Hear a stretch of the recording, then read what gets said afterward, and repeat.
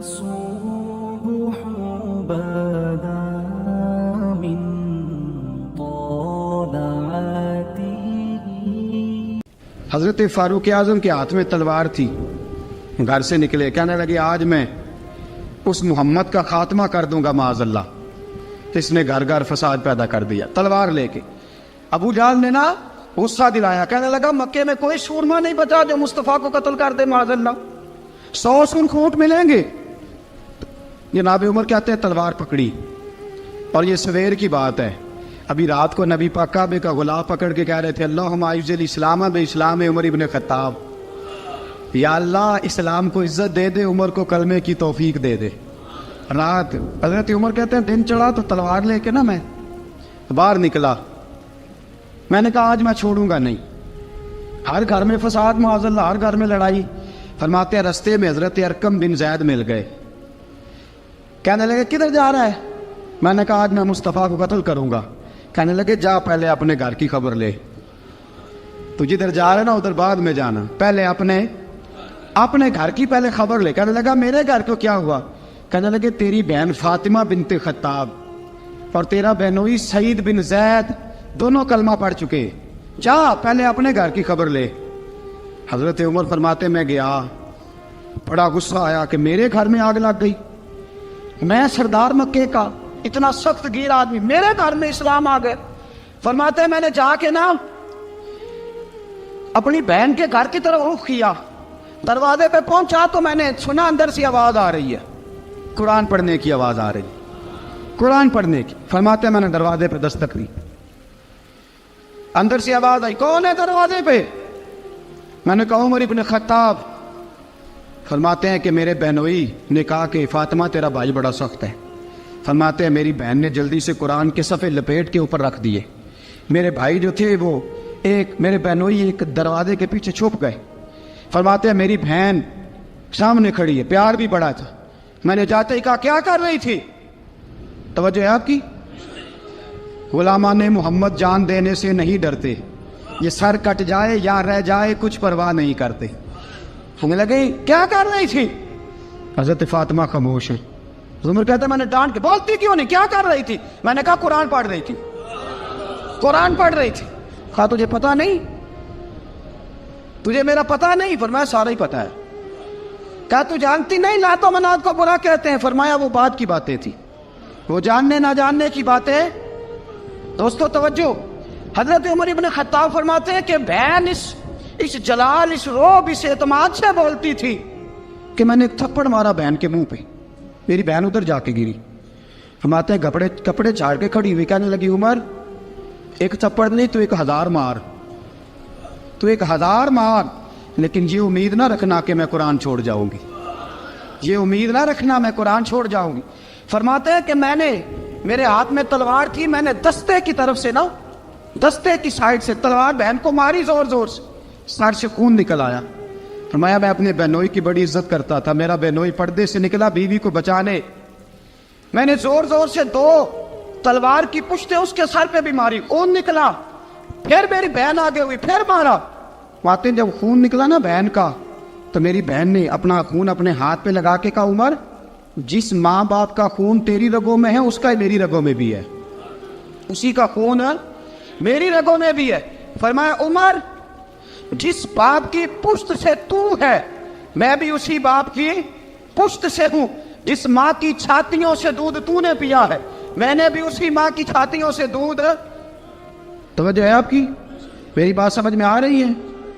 سنیں بات. رسول اکرم صلی اللہ تعالیٰ علیہ وسلم نے فرمایا, حضرت عمر رضی اللہ تعالیٰ نے فرماتے ہیں نبی پاک پہ نازل قرآن سنا تو جب میری بہن نے اس جلال کے ساتھ بات کی نا کہ عمر میں بھی اسی باپ کی بیٹی ہوں, میں بھی اسی باپ کی بیٹی ہوں, میں بھی اسی قبیلے کی ہوں, خبردار تو ترشرو ہو کے گالی 1000 دے, یہ وہ نشہ نہیں جسے ترشی اتار دے.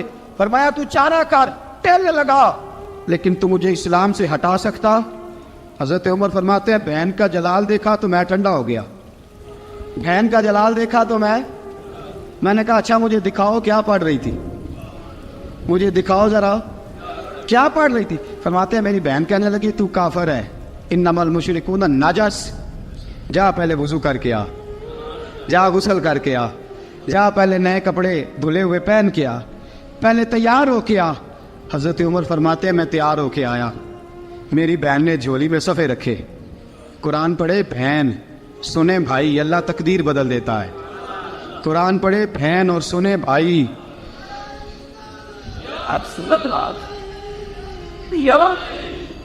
قرآن پڑھے بھائی اور سنے بہن، اللہ تقدیر۔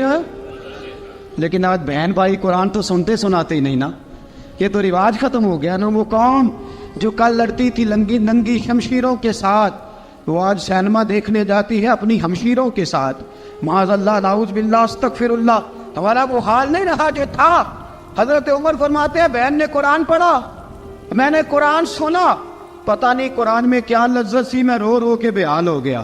فرماتے ہیں میرے جیسا سخت آدمی، میرے جیسا سخت جو کبھی نہیں رویا تھا، آج قرآن سنا۔ فَإِذَا سَمِعُوا مَا أُنزِلَ إِلَى الرَّسُولِ تَرَىٰ أَعْيُنَهُمْ، جب قرآن، اللہ کا قرآن پڑھا جاتا ہے جو رسول پہ آیا، تو لوگوں کی آنکھوں کو تم دیکھو گے، ان کی آنکھوں میں آنسو ہوتے ہیں۔ فرمایا میں رو رو کے بے حال ہو گیا۔ میری بہن کہنے لگی بھائی کیا پروگرام ہے؟ میں نے کہا مجھے بھی لے چلو، مجھے بھی لے چلو۔ کہا چلو۔ فرمانے لگے ذرا ٹھہر جاؤ، میرے نا ہاتھ باندھو رسیوں کے ساتھ، نا میرے ہاتھ پیچھے میرے ہاتھ باندھ لو، گلے میں میری تلوار لٹکا لو، میں مارنے آیا تھا، اب میں مجرم بن کے جانا چاہتا ہوں، مجرم بن کے۔ اور ہمارے شیخ فرمایا کرتے تھے استاد گرامی، حضرت عمر فرمانے لگے مجھے مارتے مارتے لے کے جاؤ، میں چونکہ مارنے آیا تھا نا مجھے۔ اور ایک پنجابی کا شاعر کہتا ہے حضرت عمر نے کہا گھروں آیا سا مار مقامنے نو، گھروں آیا سا مار مقامنے نو، ان مینو مار دے لے چلو، متے عمر دی عمر برباد ہوئے جتھے عمر سوار دے لے چلو۔ گھروں آیا سا مار مقابلے نو، ان مینو مار دے لے چلو، متے عمر دی عمر برباد ہوئے جتھے عمر سوار دے، متے عمر دی عمر برباد ہوئے جتھے عمر سوار دے۔ فرماتے جب پہنچے نا دار ارقم میں تو دروازے پہ حضرت امیر حمزہ کھڑے تھے۔ حضرت امیر حمزہ، ایک شخص کہنے لگا حضرت امیر حمزہ سے عمر آ رہا ہے، فرمایا آنے دو۔ کہا حضور وہ تلوار بھی گلے میں لٹک رہی ہے، فرمایا آنے دو، وہ اگر عمر ہے تو میں بھی امیر حمزہ ہوں، وہ اگر عمر ہے تو انا اشہد اللہ و رسولہ، میں اللہ رسول کا شعر ہوں، آنے دو۔ کہا آپ کیا کریں گے؟ کہا ادب ملحوظ رکھے گا تو خاطر سے بٹھائیں گے، نمونہ اس کو ہم خلق محمد کا دکھائیں گے، اگر نیت نہیں اچھی تو میں اس کو قتل کر دوں گا، اسی کی تیغ سے سر کاٹ کے چھاتی پہ دھر دوں گا، میں آنے تو دو، آنے دو عمر کو۔ حضرت عمر آئے، دروازے میں داخل ہوئے، صحابہ فرماتے ہیں کہ حضور نے شور سنا، فرمایا کون ہے دروازے پہ؟ فرمایا عمر۔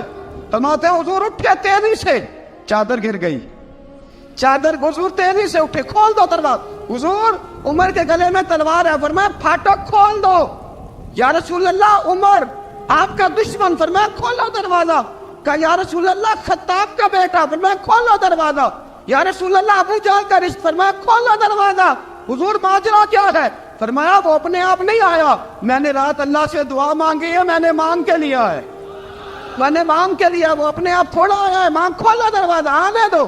حضرت عمر چھٹ سے دروازہ کھلا نا، رسول پاک سامنے کھڑے ہو گئے، کیا منظر تھا؟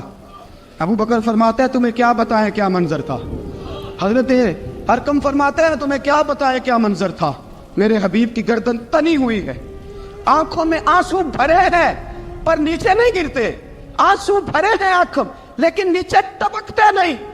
میرے رسول پاک آگے بڑھے، عمر کی گردن جھکی ہوئی ہے، عمر اوپر نہیں دیکھتے، حضور آگے بڑھے، جا کے حضرت عمر کا کندھا زور سے ہلایا، فرمایا کیا پروگرام ہے تیرا، کیا ارادہ ہے تیرا، بول۔ حضرت فاروق اعظم آنکھ یوں اٹھا کے کہنے لگے سونیا بس اب کلمہ پڑھنے کا ارادہ ہے، سونیا کلمہ پڑھنے کا۔ صحابہ فرماتے ہیں پتہ نہیں کیا ہوا، پتہ نہیں، حضور کا اتنا جوش ہم نے کبھی نہیں دیکھا، نبی پاک کو نعرہ لگاتے ہم نے پہلے کبھی نہیں دیکھا۔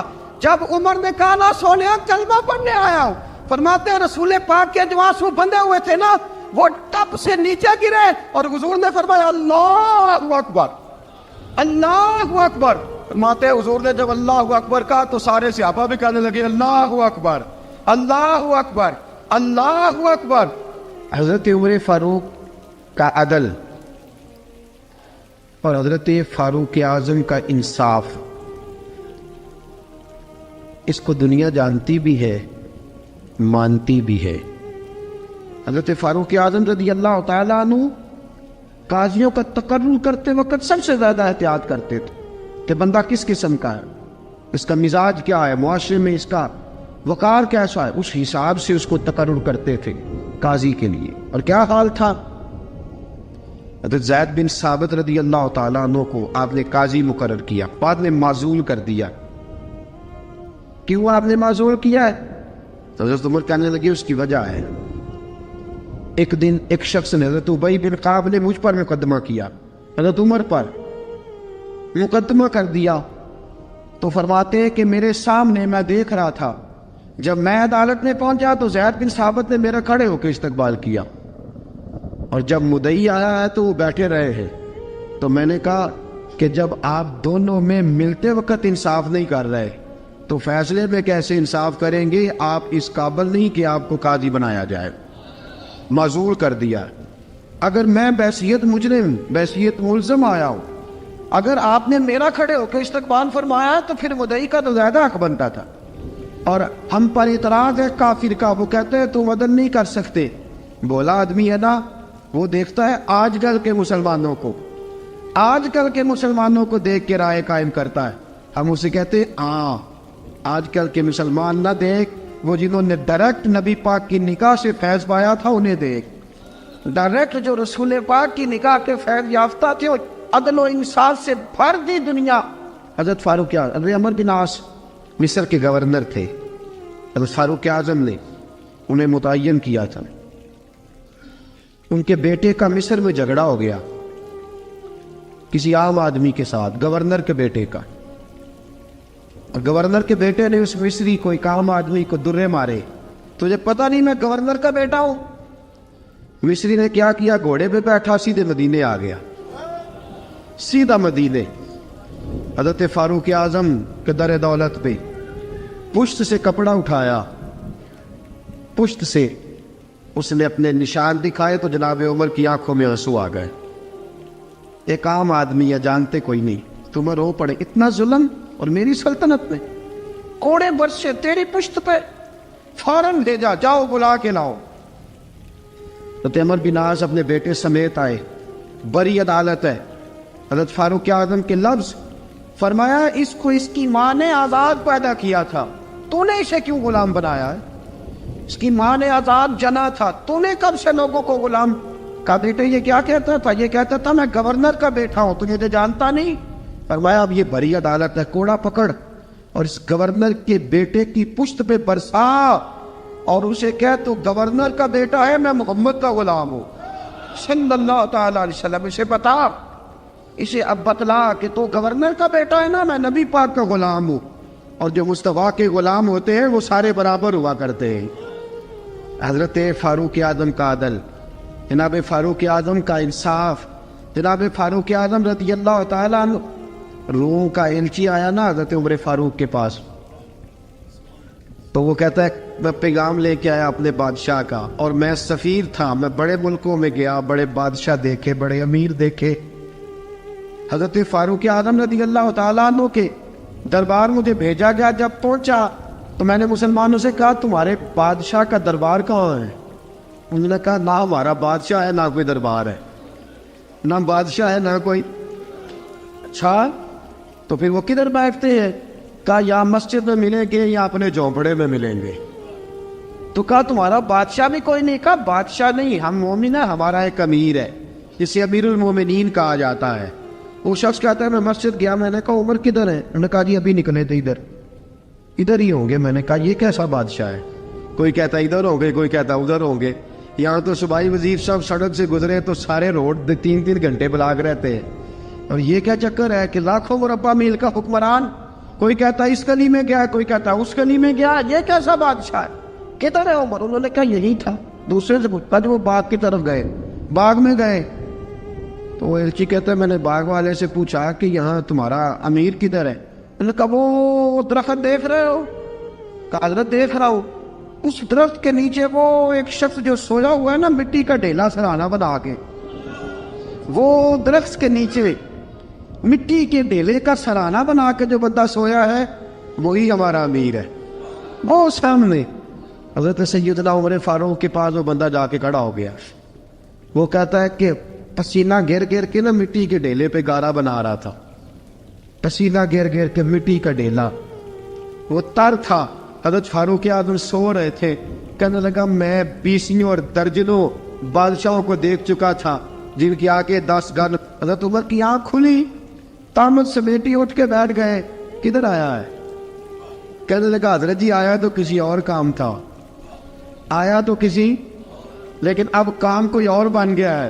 آپ نے فرمایا اب کیا کام بنا ہے؟ کہنے لگا اب میرا کام یہ بنا ہے کہ میرا بھی دل کیا میں بھی کلمہ پڑھوں اور نبی پاک کا غلام بن جائے. یہ کام بن گیا ہے. اور ساتھیوں بس مدینے میں وہ دن بڑا عجیب تھا جب سیدنا فاروق اعظم کے بیٹے کا معاملہ آ گیا. آج 60 سال کا بوڑھا عمر ابو شامہ حضرت عمر کے صاحبزادے یہودیوں نے سازش کر کے انہیں نبیذ پلا دی. نبیذ جائز تھی, نبیذ کیا کہ شراب پلا دی. پھر مقدمہ قائم ہوا. کہا اب پتہ چلتا ہے عمر کتنا عدل کرتا ہے. سیدنا فاروق اعظم کے پاس گواہ آئے. صاحبزادہ اندر کھانا کھا رہا تھا. فاروق اعظم نے گریبان سے پکڑا, کھینچ کے لائے. فرمایا ابو شامہ چل, تو نے شراب پی ہے, تجھے کوڑے مارے جائیں گے, تیرے لیے 100 یا 80 کوڑوں کی سزا تیاری کر لے. ابو شامہ کہتے ہیں کہ ابا جی انہوں نے نبیذ کہی تھی, شراب پلا دی. فرمایا تو نے پی کیوں؟ تو نے پی کیوں؟ بڑے بزم میں بار شیر مسجد نبوی کا فاروق اعظم. اولاد تو بزدل کر دیتی ہے نا بندے کو, اولاد تو کمزور کر دیتی ہے. آج مدینے نے عجیب ماجرا دیکھا. حضرت فاروق اعظم کی زوجہ روتی ہوئی آئی, کہنے لگی حضرت جی میرا لخت جگر ہے, ایک کوڑے کے بدلے پیدل حج کروں گی, ایک کوڑے کے بدلے صدقہ اور خیرات کروں گی. میرا بیٹا غلطی کر بیٹھا ہے, یہ کام نہ کرے. آپ نے فرمایا تو مجھے کہتی ہے میں یہ کام نہ کروں؟ تیرے حج اور تیرے کوڑے کیا کرتے, تیرے حج اور صدقے کیا کرتے ہیں؟ کوڑے لگانا میرے مصطفیٰ کی شریعت کا قانون ہے. تو بیٹے کی بات کرتی ہے, عمر کا اپنا معاملہ بھی ہوتا تو عمر یہی سلوک کرتا. لوگوں نے کہا حضرت جی آپ تھوڑی دیر, ابھی ان کی والدہ پریشان ہے, گھر میں پریشانی ہے, ذرا ٹھہر جائے, کل پرسوں ترسوں سزا دے لیجیے گا. فرمایا تمہیں یاد نہیں جب مدینے کی ایک بی بی نے چوری کر لی تھی اور میرے مصطفیٰ کی بارگاہ میں کہا گیا تھا حضور ذرا ٹھہر جائے, سزا نہ دے, تو حضور نے فرمایا تھا اگر فاطمہ بھی چوری کرتی تو ہاتھ کاٹ دیتا. تمہیں یاد نہیں نظر مصطفیٰ کے ٹکڑے کھانے والا ہوں, میں کیوں دیر کروں؟ اس نے گناہ کرنے میں دیر کی ہے جو سزا میں دیر کروں, برساؤ کوڑے. حضرت افلا نامی غلام, حضرت جی آپ کا لخت جگر ہے. فرمایا لخت جگر نہ دیکھ, مصطفیٰ کا قانون دیکھ. میرا بیٹا نہ دیکھ, مصطفیٰ کے قانون کا قیام ضروری ہے. اگر علی بیٹے کی قربانی دے سکتا ہے, اگر لوگ فاطمہ کے بیٹے کی قربانی یاد رکھیں گے تو تاریخ کبھی بھی عمر کے بیٹے کی قربانی نہیں بھولے گی. فرمایا غلطی سے ہو گیا یا جیسے بھی, اسے خیال کرنا چاہیے تھا. کوڑے لگاؤ. 80 کوڑے لگے تو بیٹے کی روح پرواز کر گئی. جب جوان بیٹا کسی کا, کوثر نیازی نے کہا تھا باپ کا جنازہ اٹھانا بڑا آسان, پر بیٹوں کے جنازے اٹھانے بڑے مشکل ہیں. جب فاروق اعظم کا بیٹے کا انتقال ہوا, بیٹے نے آنکھیں کھولی, باپ کی طرف دیکھا تو سیدنا فاروق اعظم عدل و انصاف, 2 آنسو آنکھوں میں آئے. کہ بیٹا حضور سے جا کے کہنا کہ عمر نے بیٹا نہیں دیکھا, کا تیرا قانون دیکھ, جا کے حضور سے میرا پیغام دینا. حضرت ابو شامہ رضی اللہ تعالیٰ عنہ وصال کر گئے. تاریخ کیسے کیسے منظر ازالت الخلفاء شاہ ولی اللہ کی بطور والا پیش کر رہا. حضرت ابو شامہ کا وصال ہو گیا, 20 کوڑے باقی تھے.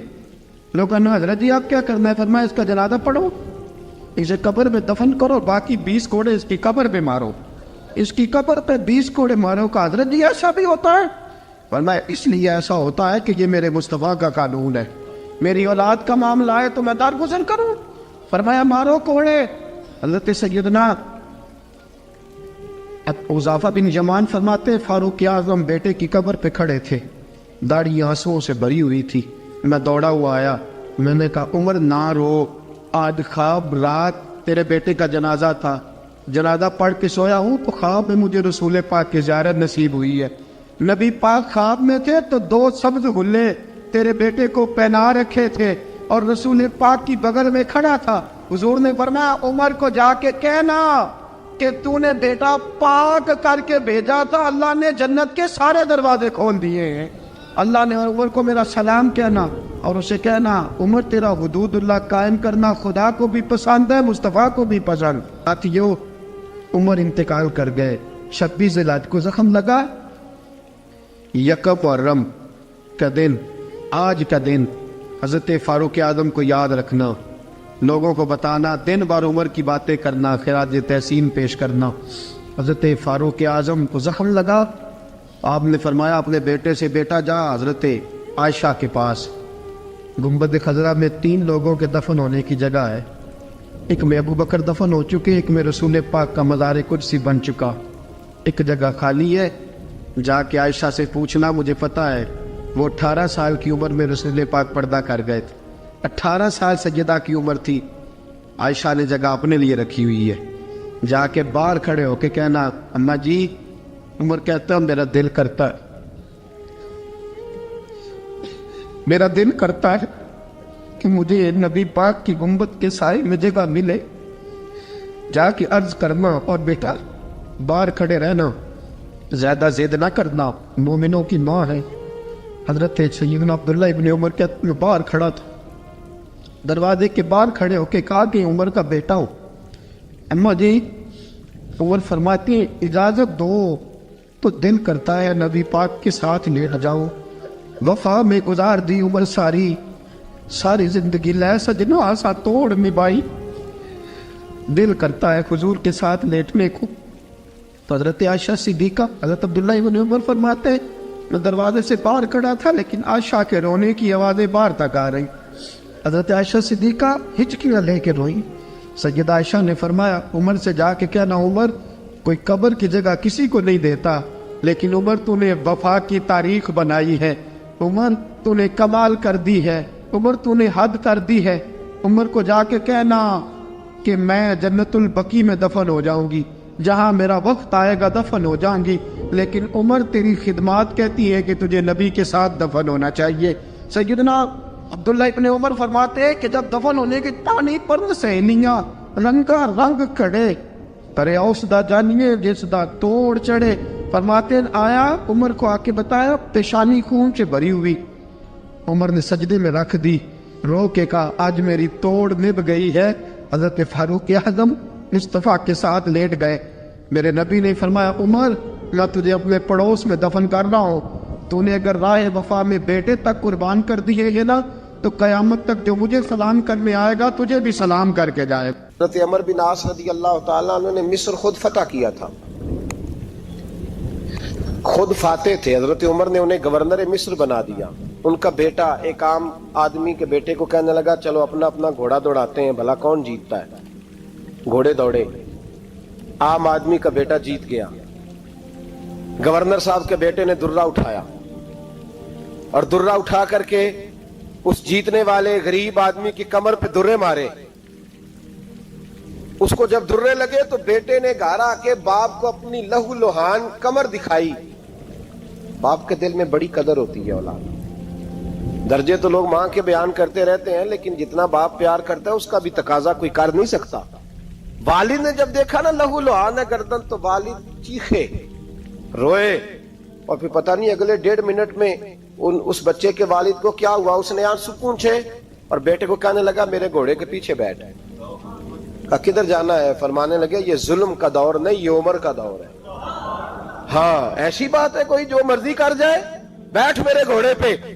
आधी रात के वक्त पहुंचे मदीने और बाहर जाके वो आदमी पुकारने लगे, कहने लगे उमर बाहर आओ, निकलो ख्वाबगाह से। जब गरीबों पे जुल्म हो तो फिर हुक्मरानों को सोने की इजाजत नहीं हुआ करती। बाहर आओ। फारूक आज़म आधी रात को उठ के आए, क्या हुआ? कहा उमर देख ये बेटा जो मैंने अपने मुंह के निवाले खिला खिला के पाला है, जरा मेरे लाल की पुश्त देख, तेरे दौरे हुकूमत में ये हाल होगा। हजरत फारूक आज़म ने कहा जाओ बुला के लाओ फाते मिस्र को। हजरत अमर बिन आस बेटे समेत आए। जनाब फारूक आज़म फरमाने लगे मजमे में खड़ा करके, فرمایا کیوں مارا تو نے اس کو؟ گردن جھک گئی. فرمایا تو گورنر کا بیٹا تھا اس لیے مارا ہے؟ اس غریب آدمی کے بچے کو کہا درے پکڑ اور گورنر کے بیٹے کو اس کے سامنے مار, اور اتنے مار کے اسے سمجھ آئے. جب اس کو درے لگ رہے تھے تو لوگ دیکھ رہے تھے. تھوڑی دیر گزری تو حضرت سیدنا عمر فاروق رضی اللہ تعالیٰ عنہ نے فرمایا گورنر مصر کو بھی سزا دو, اس کے کپڑے اتروا کے اسے ٹاٹ کا لباس پہناؤ. لوگ کہنے لگے حضور گورنر صاحب کی کیا غلطی؟ سنو اور یاد رکھنا. حضرت فاروق اعظم کہنے لگے اس بچے کے دل میں بات ڈالی کس نے کہ تو گورنر کا بیٹا ہے؟ کس نے بات ڈالی کہ تو چودھری کا بیٹا اور باقی کمی ہوتے ہیں؟ کس نے سکھایا اسے؟ وہ طاقتیں بھی ہم کچلیں گے جو سکھاتی ہیں کہ فلانا بڑا ہے فلانا چھوٹا ہے. فرمایا نا, جب کوئی رسول اللہ کا کلمہ پڑھ لیتے ہیں وہ برابر ہو جایا کرتے ہیں. اس کو کس نے سکھایا؟ کس نے سکھایا اس کو؟ گورنر کو بھی. اور پھر حضرت عمر نے تاریخی جملہ کہا حضرت عمر بن عاص کی طرف دیکھ کے, فرمایا جب اللہ نے ان لوگوں کو آزاد پیدا کیا تم نے کیوں غلام بنا لیا؟ جب رب نے آزاد پیدا کیا تم نے کیوں غلام بنایا ہے؟ عزیزو یاد رکھو جب انصاف کا بول بالا ہوتا ہے پھر کوئی آدمی ڈرتا ہے. یہاں انصاف نہیں ملتا. اور میں آپ خود ایک بات یاد آ گئی, حضرت عمر کا زمانہ تھا تو غسان کے بادشاہ نے کلمہ پڑھ لیا. جو لوگ غریب کہلاتے ہیں نا وہ ذرا میری بات پہ زیادہ توجہ کریں. غریبوں کو سنانے لگا ہوں, غریب ذرا توجہ کریں. غسان کے بادشاہ نے اسلام قبول کر لیا اور اسلام قبول کرتے ہی وہ آئے حج کرنے. حج کے بعد فارغ ہوئے تو ایک نفلی طواف کر رہا تھا غسان کا بادشاہ شاہ غسان. حج تو خانہ کعبہ میں بھی وی آئی پی پروٹوکول ملتا ہے, آج تو مسجد نبی میں بھی وی آئی پی پروٹوکول ہوتا ہے, یہاں آ کے بھی یہاں بھی اور دیکھتے صحیح تو کھڑا کہاں ہے. یہاں بھی پولیس والوں نے بازو پکڑے. سوچو تو صحیح یہ حال کر دیا تم نے مذہب کا. طواف کعبہ ہو رہا ہے اور غسان کے بادشاہ نے جبہ پہنا ہوا ہے باریک اور لمبا. وہ طواف کعبہ کر رہا تھا تو ایک غریب آدمی کا پیر اس کے جبے پہ آ گیا. جب پیر آیا تو اس نے پلٹ کے غریب کے منہ پہ تھپڑ مارا. جب تھپڑ مارا تو اس غریب نے سیدنا فاروق اعظم کی عدالت میں مقدمہ کر دیا, کہا بادشاہ نے تھپڑ مارا ہے. حضرت عمر فاروق رضی اللہ تعالیٰ عنہ نے بادشاہ کو بلایا. فرمایا تو نے اس غریب کو مارا ہے؟ کہا جناب اس نے پیر رکھا تھا. تو فرمایا پیر رکھا تھا تو کیا ہو گیا؟ تو نے کیوں لمبا جبہ پہنا تھا؟ تجھے سمٹ کے چلنا چاہیے تھا. کہا میرے لیے حکم کیا ہے؟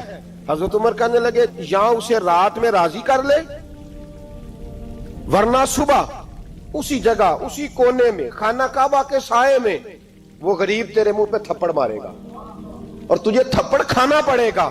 غریبوں سنو سنو, ساری رات وہ غسان کا بادشاہ غریب کی منت کرتا رہا تو راضی ہو جا. غریبوں تم سے شکوہ ہے, تم 2-4 لاکھ پہ راضی ہو جاتے ہو. غریبوں تم سے شکوہ ہے, تم انصاف ہونے نہیں دیتے. غریبوں تم تھوڑی تھوڑی بات پہ مطمئن ہو جاتے ہو. تھوڑی تھوڑی بات. جتنے غریب تن ہیں لباسوں سے دور دور اتنی ہی چادریں میں مزاروں سے چھین لوں, اور جتنے غریب گھر ہیں اجالوں سے دور دور اتنی ہی روشنی میں ستاروں سے چھین لوں. اتنی تو ہمتیں ہو میری کم سے کم بلند کہ شاہوں کے تاج فخر اشاروں سے چھین لوں. تمہاری زیادتی ہے, تم نے ظلم پروان چڑھایا ہے. جب تم چودھری کے کہنے پر ایم این اے کے کہنے پہ راضی ہو جاتے ہو تم انصاف ہونے نہیں دیتے. ڈٹنا سیکھو, کھڑے ہونا سیکھو. جب اسے کہا نا راضی ہو جا تو وہ غریب کہنے لگا میں راضی ہو جاؤں اور کل تو کسی اور کو بھی تھپڑ مارے. فرمایا جتنی تیرے پاس دولت ہے لا کے قدموں میں رکھ. ہم دولتوں کی پرواہ اس لیے نہیں کرتے کہ ہم نے محمد عربی کا چہرہ دیکھا ہوا ہے. اب میری نگاہوں میں جچتا نہیں کوئی, اس لیے کہ جیسے میرے محبوب ہیں ویسا نہیں. تم اثر لینا چھوڑ دو, تم اثر بڑا لیتے ہو. ہاں تمہارے اوپر چیزیں اثر انداز ہوتی ہیں اس لیے انصاف نہیں ہوتا. ڈٹنا سیکھو, کھڑے ہونا سیکھو. جو بھائی ڈٹ جاتا ہے نا وہ بڑے کمال کر جایا کرتا ہے. ساری رات مناتا رہا. حضرت عمر سے کہنے لگا وہ نہیں مانتا. تو جناب عمر کہنے لگے پھر تیاری کر لیں, ہم بادشاہ نہیں دیکھیں گے, دولت نہیں دیکھیں گے, ہم رسول اللہ کا دین دیکھیں گے, ہم نبی پاک کا نظام دیکھیں گے. وہ بادشاہ رات کو دوڑ گیا, بھاگ گیا, جا کے عیسائی ہو گیا. لوگوں نے کہا اتنا قیمتی آدمی عمر نے ضائع کر دیا. فرمایا چپ کرو, میں نے کوئی چیز ضائع نہیں کی, میں نے تو اپنے رسول کا دین بچا لیا ہے, کوئی شے ضائع نہیں ہوئی. عدل جب تک میں پھر کہوں گا, اس عدل کے نقصان میں ہر آدمی برابر کا شریک ہے. ہم عدل ہونے نہیں دیتے, ہم عدل قائم نہیں کرتے, ہمارا تقاضا ہی نہیں کہ عدل ہو, ہم اپنے آپ کو عدل کے لیے پیش ہی نہیں کرتے, مزاج ہی نہیں.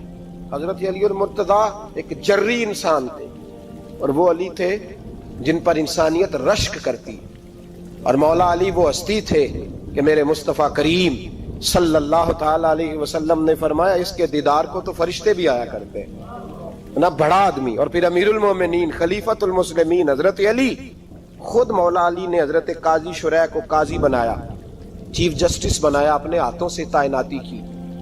حضرت مولا علی رضی اللہ تعالیٰ عنہ کی زرہ گم ہو گئی, کافی دیر گزر گئی تو ایک یہودی کے پاس وہ زرہ آپ کو نظر آئی.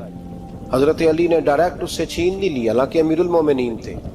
ہمارے ہاں ڈنڈا بھی بڑا چلتا ہے نا, جو طاقتور ہوتا ہے وہ تو تھانے جاتا ہی نہیں, اس کو ضرورت نہیں, اس نے تو بندے رکھے ہوئے ہیں, اس کو تو پتہ ہے کام کیسے لینا ہے. لیکن حضرت علی نے آئینی رستہ اختیار کیا, قانونی رستہ. قاضی صاحب کی عدالت میں مقدمہ کیا کہ فلاں یہودی کے پاس میری زرہ ہے اور وہ چوری ہو گئی تھی, گر گئی تھی, گم گئی تھی, مجھے دلائی جائے.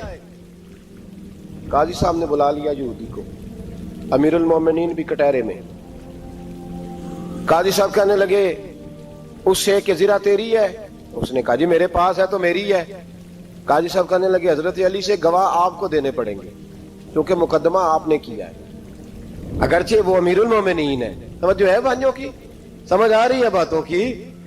گواہ امیر المومنین آپ نے دینے ہیں کیونکہ مقدمہ آپ نے دائر کیا. تو حضرت علی کہنے لگے میرا بیٹا حسن گواہی دے گا کہ میری ہے, اور میرا غلام کمبر گواہی دے گا.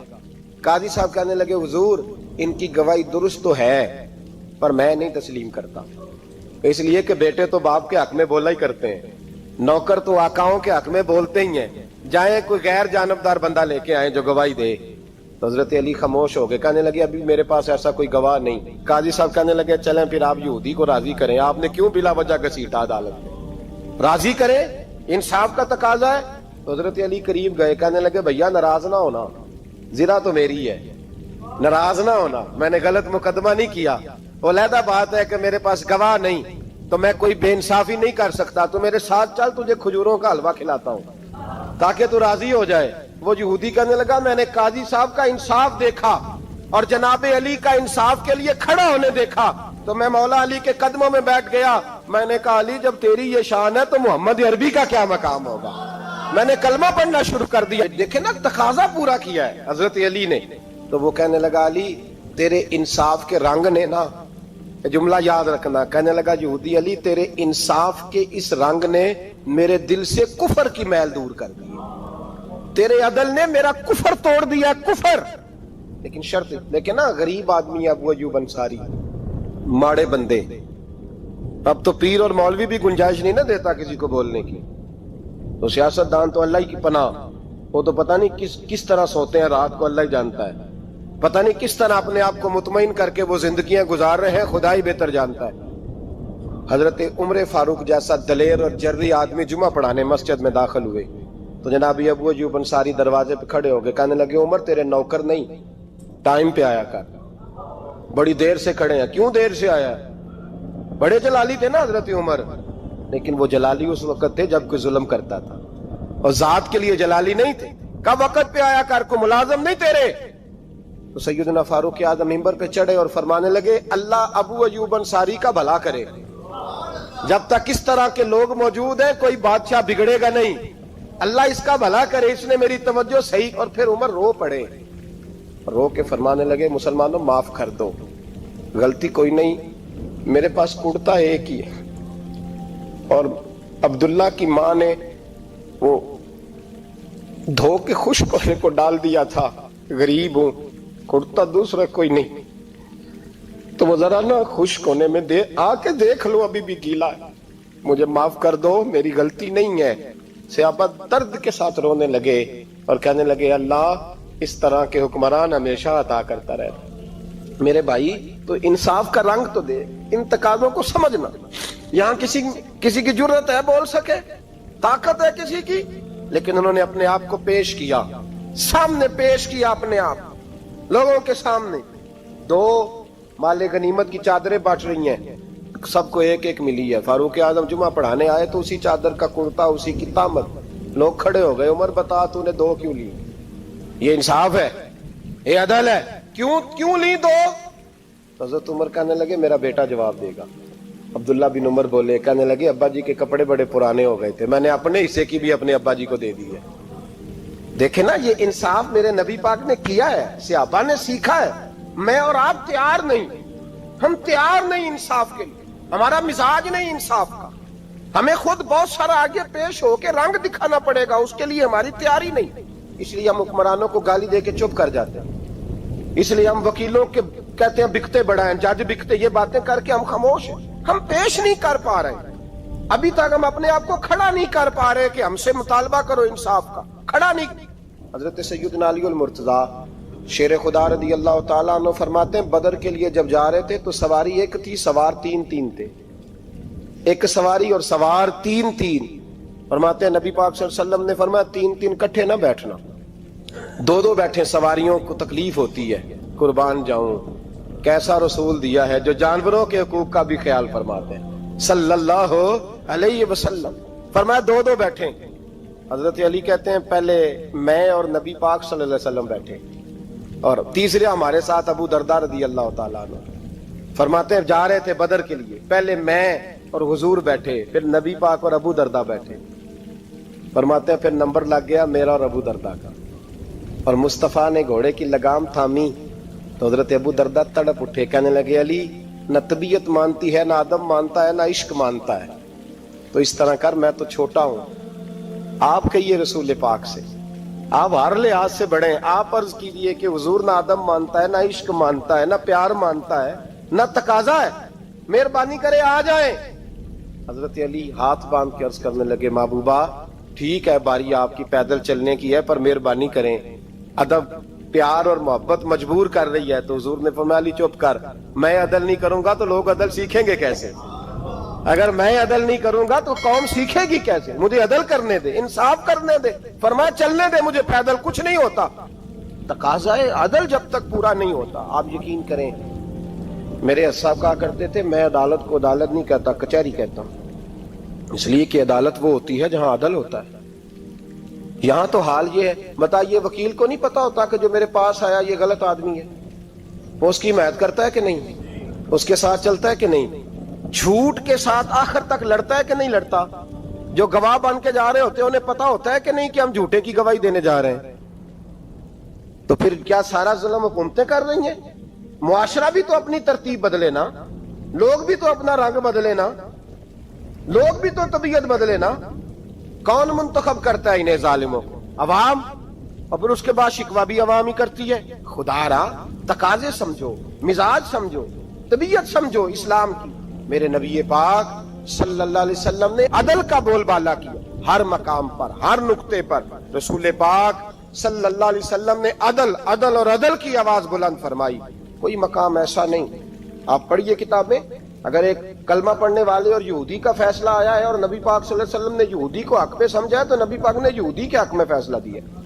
وہ منافق بگڑ گیا ہے، حضرت عمر کے پاس گیا ہے، لیکن حضور نے فرمایا جہاں جاتا ہے جا، فیصلہ وہی کیا جائے گا جو عدل پہ مبنی ہوگا. میرے رسول پاک علیہ الصلوۃ والسلام کے صحابہ کے قریب دنیا داری آ سکی نہیں آئی. حضرت ابو بکر صدیق نے پانی مانگا تو لوگوں نے دودھ دیا، فرمایا پیچھے کرو. ابو بکر نے نعمتیں چھوڑ دیے.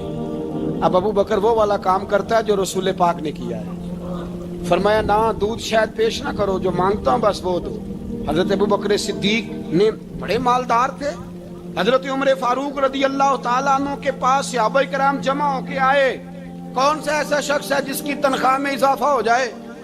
تو لوگ کہتے ہیں نہیں نہیں مجھے نہیں چاہیے. پر ہم نے وہ لوگ دیکھے ہیں. حاجی صادق صاحب کو مسجد والوں نے کہا 1000 روپیہ تنخواہ بڑھانی ہے، تو حاجی صاحب کہنے لگے میرا بڑا سونا گزارا ہوتا ہے، مینوں نہیں بڑے نے. حضرت سیدنا عمر فاروق رضی اللہ عنہ صحابہ اکٹھے ہو کے گئے. کہنے لگے عمر حضور کے زمانے میں بظاہر غربت رہی، جناب صدیق اکبر کے زمانے میں غربت، اب تو بڑی ریل پیل ہے، بحرین سے لاکھوں کا مال آتا ہے. آپ کو بڑے بڑے سفیر ملنے آتے ہیں پر آپ وہی پرانا کرتا اور وہی تامت جو کئی جگہ سے سی آپ نے کئی جگہ سے پھٹی. اور حضرت عمر ایک دن عید کی نماز پڑھانے گئے تھے تو ننگے پیر ہی چلے گئے. لوگوں نے کہا جوتا، فرمایا ٹوٹ گیا تھا یار، پہننے کے قابل نہیں تھا. فرمایا ننگے پیر آ گئے ہو، لوگ کیا کہیں گے؟ فرمایا چھوڑو، عمر کے پاؤں ننگے ہیں لیکن عمر کے کردار میں تو کوئی شک نہیں نا، پیر ہی ننگے ہیں نا، کیا ہوا؟ چھوڑو اس بات کو. کوئی پیار نہیں دنیا داری سے، دولت سے، کوئی چکر ہی نہیں. حضرت سیدنا عمر فاروق رضی اللہ تعالیٰ عنہ کو صحابہ نے اکٹھے ہو کے کہا، یہ ہے امت کے بیدار ہونے کے طریقے جو عرض کر رہا ہوں. کہا جناب آپ اب بڑا مال غنیمت ہے اور جس طرح ہر صحابی کا حصہ ہے آپ کا بھی حصہ ہے، تو ایک نیا کرتا ہی ڈال لیں آپ خرید کے. اب جب مشورہ ہو گیا صحابہ میں تو کہنے لگے عمر سے بات کون کرے گا؟ نیا کرتا پہننے کی عمر سے بات کس کو برا لگتا ہے جی؟ نیا کرتا کون بات کرے گا؟ حضرت سیدنا علی المرتضیٰ کا انتخاب ہوا. کہنے لگے مولا علی کی بڑی عزت کرتے ہیں، ان سے بڑا پیار کرتے ہیں، ان سے بات کرتے. تو حضرت علی کو بلایا گیا، عرض کی حضور مہربانی فرمائیں. حضرت عمر سے کہے نئے کرتے کے لیے. آپ فرمانے لگے عمر میری بڑی قدر کرتا ہے، بڑی بات سنتا ہے، پر یہ والا کام نہیں میں عمر سے کہہ سکتا، یہ کسی اور سے کہو. تو کہنے لگے آپ رہنمائی کر دیں، کس کو کہیں؟ تو جناب علی المرتضیٰ فرمانے لگے اگر حضرت عائشہ صدیقہ سے کہو گے تو عمر فوراً مان جائے گا، وہ مومنوں کی ماں ہیں. صحابہ حضرت عائشہ کے پاس، اماں جی عمر کو بلائیں، ان کو کہیں بڑے بڑے سفیر آئے ہوتے ہیں وہی پرانے کپڑے پہن کے بیٹھ جاتے ہیں. اللہ اکبر. حضرت عائشہ نے پیغام بھیجا، فرمایا عمر کو بلاؤ.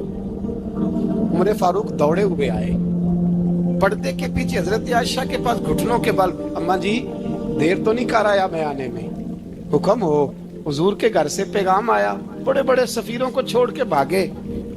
حضرت عائشہ صدیقہ کہنے لگی عمر دیکھو جائز پیسے ہوں تو اسلام اچھے لباس سے منع نہیں کرتا، اب بڑا بڑا مال آیا ہے، اب تیرا بھی حصہ ہے، تو صحابہ کرام کی خواہش ہے کہ نیا کرتا پہن لو. بڑے بڑے سفیر آتے ہیں، حرج بھی کوئی نہیں، جائز بھی ہے، کوئی منع نہیں. حضرت عمر نے گردن جھکا، جی اماں جی، جی اماں جی، جی اماں جی. حضرت عائشہ کہتی ہیں بات ختم ہوئی، عمر نے گردن اٹھائی تو عمر کی داڑھی آنسوؤں سے بھری ہوئی. کہتی ہے مجھے کہنے لگے اماں جی میں تو صرف مسجد میں دیکھا کرتا تھا، آپ تو مصطفیٰ کو دن رات دیکھتی تھی، جس طرح کے کرتے آمنہ کے لال نے پہنے ہیں مجھے بھی پہنا دو، میں تیار ہوں، میں پہن لوں گا، میں تیار ہوں، پر جس طرح کے میرے نبی نے پہنے. حضرت عائشہ کہتی ہے میں پھوٹ کے روئی، میرا پلو آنسوؤں سے بھر گیا. فرماتی ہیں میں عمر کی بات سنتی گئی تو میرا پلو آنسوؤں سے. میں نے کہا عمر تو جا، تو ٹھیک ہے. فرماتی ہے عمر فاروق سلام کر کے اٹھے، امیر المومنین چلے گئے. اس کونے میں صحابہ چھپے ہوئے تھے، وہ آئے. کہا اماں جی کیا بات ہوئی؟ تو میں پھر رو پڑی. میں نے کہا کیا بتاؤں، تمہیں پرانے کرتے نظر آتے ہیں، اسے محمد عربی کے جلوے نظر آتے ہیں، اسے رسول اللہ کا رنگ نظر آتا ہے، اسے وہ غلامی نظر آتی ہے. عمر کو دنیا سے پیار. اللہم صلی علی سیدنا و مولانا محمد. اللہم صلی علی سیدنا و مولانا محمد. اللہ کے شیر ہے در کرار پر درود، اللہ کے شیر ہے در کرار پر درود، اللہ کے شیر ہے در کرار پر درود. حضرت حسن حسین کے کردار پر درود. اللہم صلی علی سیدنا و مولانا محمد وعلی سیدنا علی و سیدنا وسيدتنا فاطمة وسيدتنا زينب وسيدنا حسن وسيدنا حسين وعلى آله وصحبه وبارك وسلم